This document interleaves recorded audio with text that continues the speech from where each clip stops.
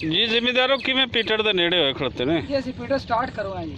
ਤੇ ਪੀਟਰ ਕਰੋ ਸਟਾਰਟ ਇਹ ਕਿਵੇਂ ਤੁਸੀਂ ਆ ਵੇਖੋ ਚਾਬੀ ਸਾਡੇ ਕੋਲ ਤਾਂ ਚਾਬੀ ਤੋਂ ਬਗੈਰ ਅਸੀਂ ਪੀਟਰ ਸਟਾਰਟ ਕਰਾਂਗੇ ਚਾਬੀ ਕਿੱਥੇ ਨੇ ਚਾਬੀ ਚੋਰੀ ਹੋ ਗਈ ਰਾਤ ਨੂੰ ਅੱਛਾ ਚਾਬੀ ਵੀ ਚੋਰੀ ਹੋ ਚਾਬੀ ਜਾਂਦੀ ਚੋਰੀ ਹੋ ਗਈ ਤੇ ਸਾਡੀ ਕਿਵੇਂ ਹੁਣ ਸਟਾਰਟ ਕਰਦੇ ਨੇ ਆ ਵੇਖਿਆ ਹੁਣ ਤੁਸੀਂ ਅੱਛਾ ਜੀ ਜੁਗਾੜ ਲਾ ਰਹੇ ਹੋ ਦੁਕਾਨ ਲਾਵਾਂਗੇ ਜਿਸ ਦੀ ਬਾਤ